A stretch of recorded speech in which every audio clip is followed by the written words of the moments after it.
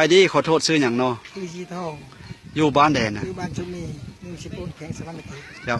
เอาเขาจะขอสัมภาษณ์ปัญหาเรื่องสุขภาพผ่านมาเขามีปัญหาเรื่องอะไรมีปัญหาเรื่องแคลเนี่ยมันเวลามันเป็นไข่เมื่อแคลเนี่ยแต่ส่วนใหญ่มันคอนมันเลยเจ็ดเล่มคอนเจ็บเล่มขอนเนาะในชุดไทยนี่อะไรได้อมยาตัวนี้แต่ลักษณะมันยังแน่นไปแบบคือเก่าแค่แบบว่าลักษณะคือแบบบุคคลจะคือเก่าเนาะมันจะคือเก่ายาอย่างละอมหันยาอย่างนี้ยาสมุนไพร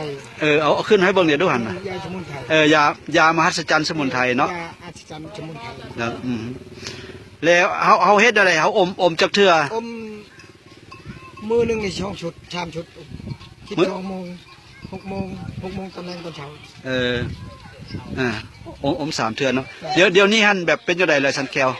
แค่ดีนี่แปลว่าลักษณะธรรมดาอยู่ธรรมดาเนาะย่ำเขาได้อยู่ย่ำเข้าก็ได้แต่ก่อนเนี่ยย่ำบ่ได้เลยย่ำบ่ได้บ่แล้วมันเป็นจังได๋แบบย่ำแล้วมันปวดบ่เลยจังได๋มันปวดมันปวดแห้งอะไรเด้เจ้า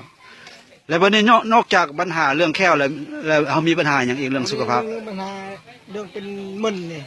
เป็นกระดงเนี่ยมันมึนมาจากเช่นคอเนี่ยมันต้องออกเฉยหลังลงเฉย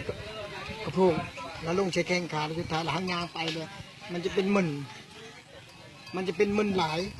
ย่างไปแล้วบ่ได้มันนี่ชุดท้ายคาเลยกินยาเนี่ยคาแอลขึ้นมานี่มันวางนิดนึงยังอยู่ในบีแข็งยังบีแข็งเนาะ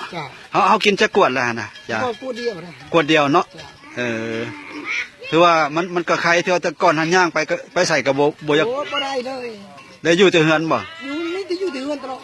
เดี๋ยวนี้ก็ไปเที่ยวกลางบ้านได้แล้วเนาะไปแล้วเดี๋ยวนี้กันบ่ได้รถไปบ่ได้เลยแต่ก่อนมีรถไปได้แล้วเจ้าขึ้นว่าขึ้นอะไรกับยามหัศจรรย์สมุนไพรนี่ได้ยินข่าวพี่น้องบ้านไตบ้านใดเขาชื่อว่าโอ้ยผู้ถือพญาคดีผู้บ่ถือกบดีเนาะกินลองบางชุดท้ายก็ตามกงโตนมันแท้ตามไปเขาได้วางมาแท้มันได้ดีมาเนาะวันนี้มันบ่แม่นแต่พญาติเดียวเนาะมันมีหลายเรื่องพญาหลายพญาติก็ดีเนาะยากองเดียวนี้เนาะเอาขอบใจหลายๆเด้อ